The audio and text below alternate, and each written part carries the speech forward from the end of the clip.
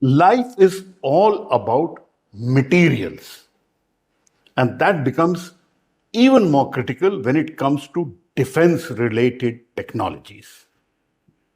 I'm inside Defense Research Development Organization's frontline laboratory, the Defense Metallurgical Research Laboratory in Hyderabad. Almost all products of DRDO would have some signature from this laboratory. I have with me Dr. R. Balamuralikrishnan. Namaskar, sir. Namaskar. So kind of you to spare time, and thanks a lot for speaking to us. Thank you so much.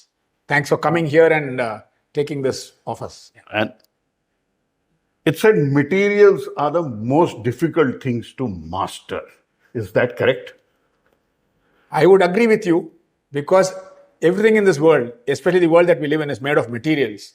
And while there have been natural materials, in the recent past, we have more and more focusing on engineered materials. You want materials with certain properties.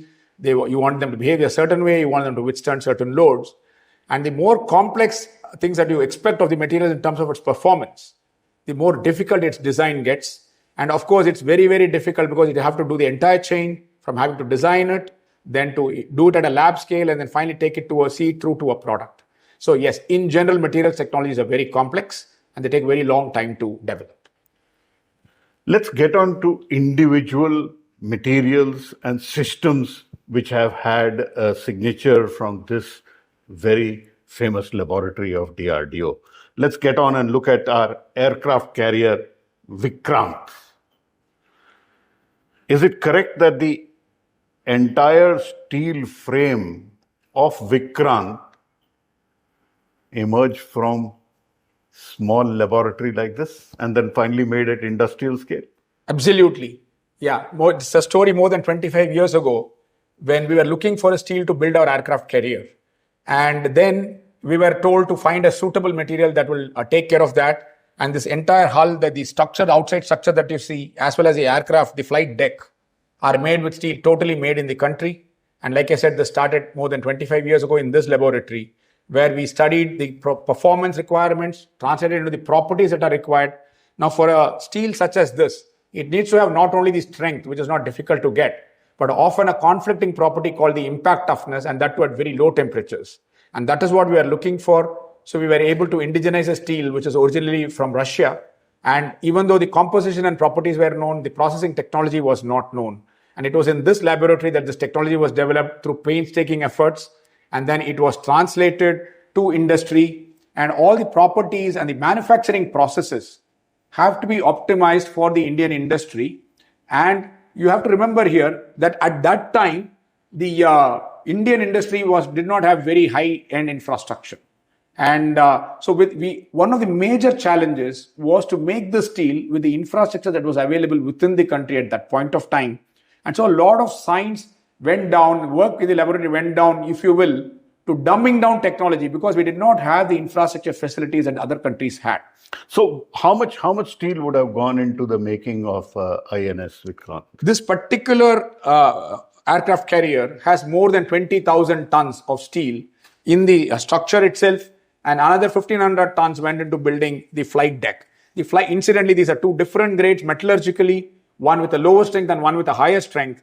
And the flight deck steel also had to be made to very close surface finish so that you can enable the aircraft to land and take off. And that was a very exacting challenge. And thanks to our industry who rose up to the challenge, solved a lot of challenges as they came up during the manufacture. And finally, we were able to supply the steel of the required quality, which means the required properties, performance, and including things like the surface finish and flatness, which is very, very important for the flight deck. Are you happy with the finished product? Absolutely. Its metal was demonstrated even in the recent Operation Sindoor, and the entire carrier battle group was there for everybody to see. And of course, it was a very proud moment for us that when Vikrant was finally commissioned in September of 22 to the country, and it was launched in 2013. You can imagine it's a very long period. The first steels were supplied close to 2005, 2006.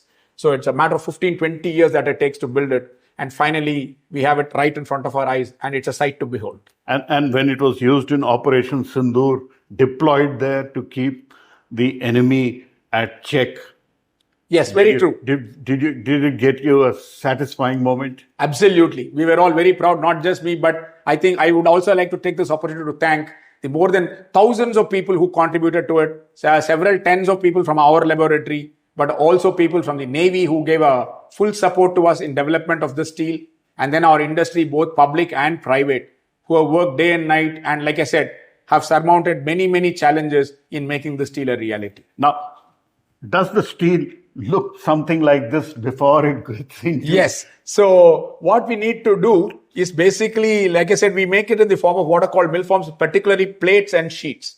And in metallurgical terminology, especially for this steel, anything less than 10 millimeters thick, like 8 millimeters and below, we call it as a sheet. And above that, for example, this is a 10 millimeter thick plate. And this has to be made, you can imagine, in several meters long and at least a couple of meters wide. Of course, today we have got technologies to make steel that is much, much longer. We make plates that are more than 12, 13 meters long and 2.5 to 3 meters wide. But those days, the technology was limited. And when we had to quench the steel, a metallurgical process, we could not go beyond 2 meters. But even then, we could manage that. And there were also stiffeners, which are called as bull bars, which look something like this. And this is the cross section of the bull bar. And if you can also see in this image here, and if you can imagine, this has to be 10 meters long. Wow. And these are all welded on the plate, something like this, so that as you can see in a ship, you will find all kinds of curvatures. And this not only act as stiffeners, but they help to hold the steel in place. A bent plate, you can imagine these plates will have to be bent to shape, and to hold that shape and to maintain the stresses, these are welded in different directions in different parts, that which is given by the steel designer. And steel is your speciality. Yes. Yeah, that is the domain in which I have worked on. My PhD is in the domain of steels, physical metallurgy of steels. And I was very happy and fortunate to have been associated with this project of the development of naval steel for more than 2 decades. And where is our steel R&D going? Are we developing more hardy and lighter weight steels? Is that the... Yes, we are developing better steels. Lightweight steel is more a domain of automotive sector, which we are not a part of. But nevertheless, we do work on other grades of steel. In fact, for example, we are trying to work on steels with higher strength. And we also have steels developed for armor-related applications, which I'll talk to you in a little bit. So steel work is going on, and we are trying to bring in the newer concepts like integrated computational materials engineering, which will accelerate our development. And we are trying to imbibe those kinds of technologies into our newer steel development processes. So steel is the heavy metal work. Steel indeed is. In fact, worldwide it is known that by weight and volume, advanced steel is the most used engineering material, indeed a defense material in the whole world. More than 40 to 50% by weight, if not more, is accounted for by steel compared to all other materials. Now let's take a look at some of the lighter material. Because ships can be heavy, aircrafts have to be lighter. And the Defense Metallurgical Research Laboratory has contributed heavily for India's indigenous aircraft development. India has a robust light combat aircraft called Tejas. There are many orders for that. It is indigenously made, except for the engine. And the Defense Metallurgical Research Laboratory has a lot of contribution in the making of Tejas. What I'm holding in my hand is a piece of titanium sponge, lightweight material which goes into the making of Tejas. Dr. Balamuralikrishnan, how does the titanium sponge become a Tejas aircraft, and what is the role you have played? Right. So for answering that question, first I'd like to talk about the titanium sponge itself.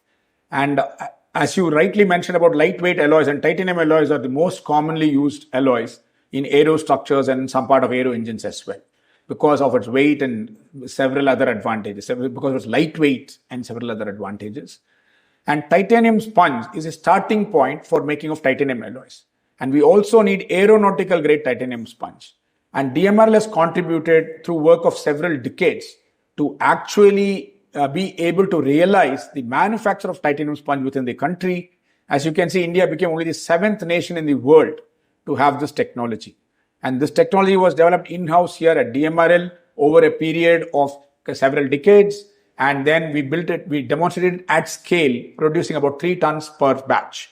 And then the entire thing was transferred to Kerala KMML in Shevara, where through a VSSC funded project, this plant has been set up to produce something like 500 tons per annum overall. And from that plant, we get this titanium sponge. Now, where does the titanium sponge get into the Tejas? Because it's mostly composites. Right. I'll come to that. So because wherever there are metallic alloys, and titanium alloys are used on the Tejas, and it'll be alloys like Ti-6-4, titanium 6 aluminum 4 vanadium and other similar alloys.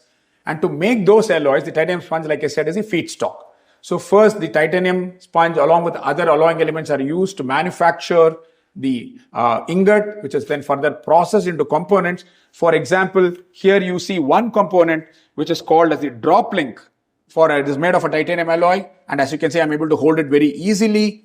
And this one, because as you can again see from there, ADA has now identified 15 different components which are originally made of steel to be replaced with titanium. So practically you get a huge weight savings of about 40 to 45% when we do that. So would you be also contributing to the advanced medium combat aircraft? Yes. So if we can move over that side, that is also the rear fin root fitting that we have. This in fact was very recently handed over less than a couple of months ago to the Aeronautical Development Agency. This is called as a rear fin root fitting, and we are produced it by 2 routes. One is the investment cast route, and the other is called as the hammer forging route. This is also titanium. These are also titanium alloys. Yes, these are also titanium alloys, and these are already type approved, and this will be used in the AMCAST. So this is very heavy. Yes, because of its weight, because of its size, but it is much lighter compared to steel. So in all aircraft which India would be making, DMRL would have a signature. Somewhere or the other, yes, definitely. But for example, even in the Tejas, we were talking about the Tejas a little while ago, the jet fuel starter for Tejas, of course, was made at DMRL, and the technology was transferred to HAL, who is now making it for bulk production. Of course, that is made of the nickel-based superalloy, not titanium. So titanium sponge playing a critical role in India's Tejas. Quality material makes quality aircrafts, and that know-how comes from the Defense Metallurgical Research Laboratory. There are other alloys which DMRL plays with. Let's take a look at nickel alloys and understand why India is struggling with its jet engine development. If titanium was all about light alloys, you also need alloys which will work at a very high temperature. And the solution lies in nickel-based alloys. And that is where India has been struggling with its Kaveri engine to make the jet engine. Dr. Balamurali, what are nickel alloys directly used for, and why are we struggling with our Kaveri engine or the Kaveri derivative which has become now? I'll try to answer that question. So the nickel alloys, their specialty is that they have very good properties at very high temperatures. And in fact, in many of these applications in the aero engine, the operating temperature is usually above the melting point of the alloys, and we use a variety of technologies to be ensuring that the alloy itself or the component itself does not melt. And to begin with, these are made by the investment cast process, the so-called last wax process, where you make a wax pattern and then you then build a shell around it, and then later you melt the... broadly something like this which you have here. Yes. So this will be a shell which has a cluster of components around it. The shell is made of ceramic material, and the shell has to have very different properties inside and outside. And this is a very complex technology which nobody normally shares with us. And the lost wax technology, something looks like this. Yes. In fact, what you see as green here is the wax pattern. And what is inside there is a ceramic core. The core eventually becomes the holes in the actual component, and a component something like this. And the wax part would be the actual replica of the metal itself. And these are then the shell is built around it. And then so you pour the hot metal from the top, and then later, of course, that is after removing the wax with the ceramic still in place. And subsequently, the ceramic is removed by a process called leaching to leave the internal holes, and then subsequent processing happens. And the lost wax processes by which Chola bronzes and the famous Nataraja statues are made? Absolutely, absolutely. In fact, that is why the lost wax name comes from that. And this is mentioned in several of our ancient texts that go back 800, 1200, 1500 years. And all the Chola bronzes are made using this technology.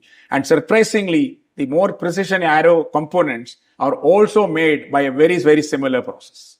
Now, if Chola bronzes could be made and survive, why are we struggling with the Kaveri engine now? Yes. So if they knew the technology, then you should have mastered it by now. Why not? This brings to fore the complexities in the technology. As you can see, there are several shapes that we have. For example, here you can see that in this component, there's a flat part, there are other parts, and there's a curvature. In fact, more importantly, if we can show something like a blade here, you will see that it is not straight. It is all bent in all directions. There is a curve bending in this direction, there's a bending in that direction. And therefore, it's a question of how complex the technology is. And in fact, as I just told you, it is made by an investment cast process. So you will have to have a place where the metal can reach in. And especially there are solid ones. And like I told there, the hollow ones are made with ceramic cores. And because air has to pass through different channels, the complexity increases tremendously. There are parts which are very, very thin, only maybe a millimeter and a half thick. There are other places where it is 10, 12 millimeters thick. And inside there are holes which are only a fraction of a millimeter.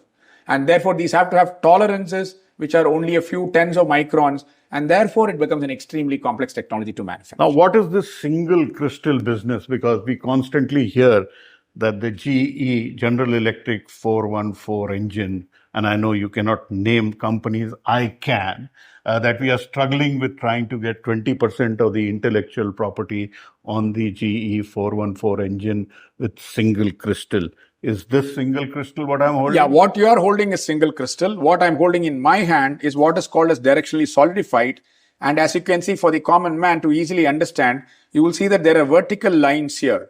And each one of this is what is called as a columnar grain, whereas in that it is all made of only one grain. And the moment it is made of one grain, that is a single crystal.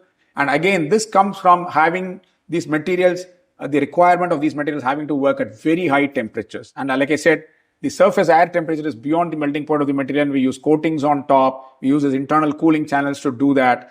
And the grain boundaries are the ones that get weaker at high temperatures. So for this property, which is called as creep resistance, so that the blades can perform for much longer duration, you need to remove all the grain boundaries. And that is the single crystal technology.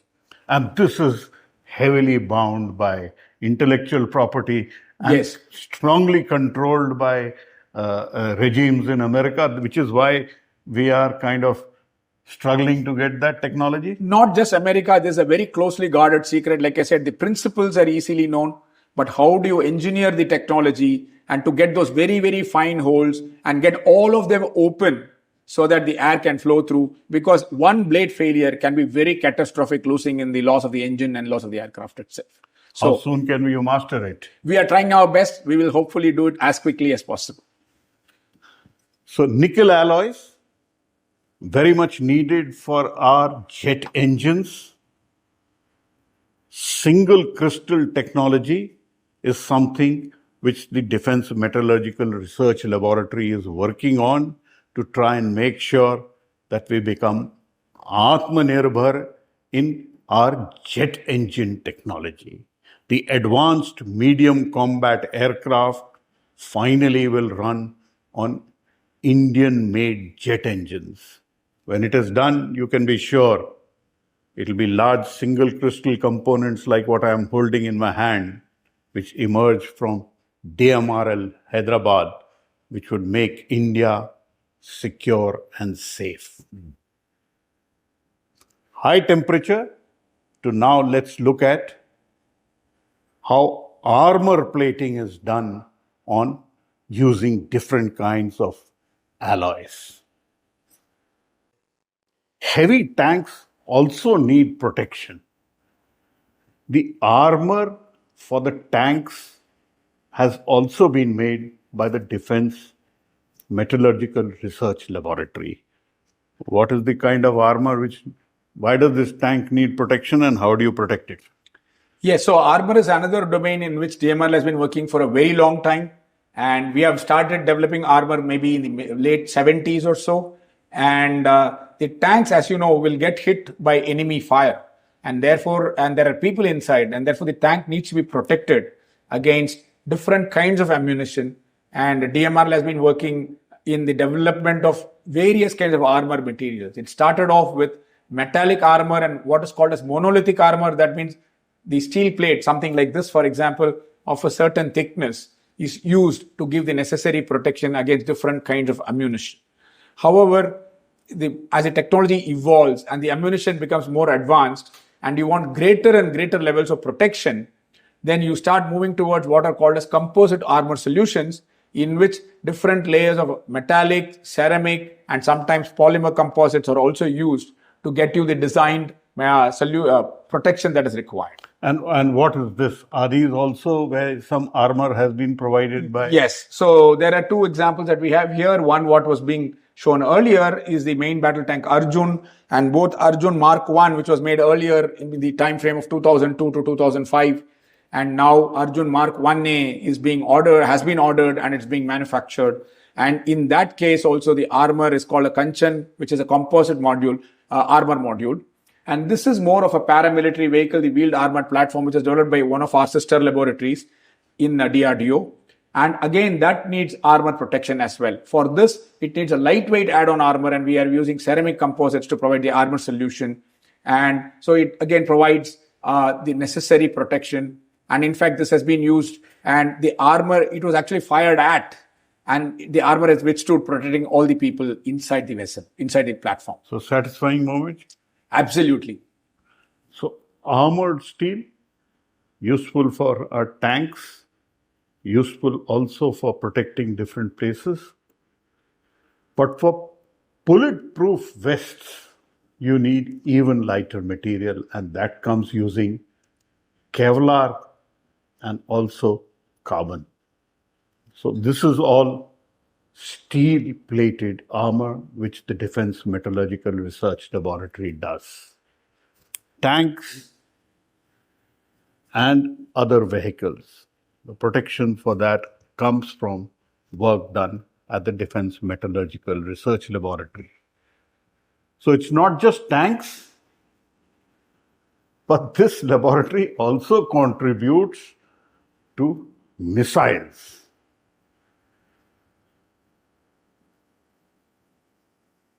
Sophisticated materials go into the making of missiles. Where are you contributing in missiles, sir? And what are these? So these are what are called as radomes. And in the missiles, in the nose cone part, you need materials that will withstand very, very high temperatures, but also are transparent to electromagnetic waves so that the electronics inside can work. And that is where the ceramic radomes come in. And this is, for example, made from silica, and this has been used in Astra missile. And we are also working on different types of ceramic materials for catering to the needs of other missiles as well. So they have both, they work at high temperature, have the necessary strength, and more importantly, it is not just the strength, like I said, it is the strength and its ability to have the certain required electromagnetic properties which allow the electronics inside to communicate outside. So tanks, ships, missiles, is there anything else left where you don't have your contribution? Well, as you have guessed by now, and as I started, materials are everywhere. We live in a material world, and wherever advanced materials are needed, and those are metals and ceramics or their composites, DMRL is not far behind. So that was a little understanding of about the materials which go into the making of India's defense systems. Hundreds of different materials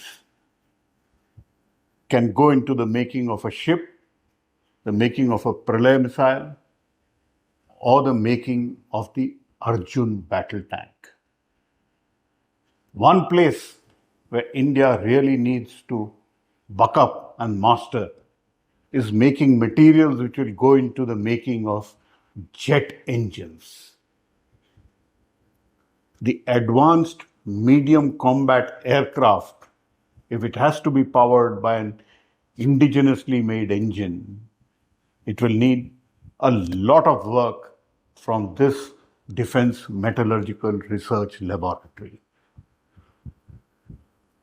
Materials make men and machines move and fight wars.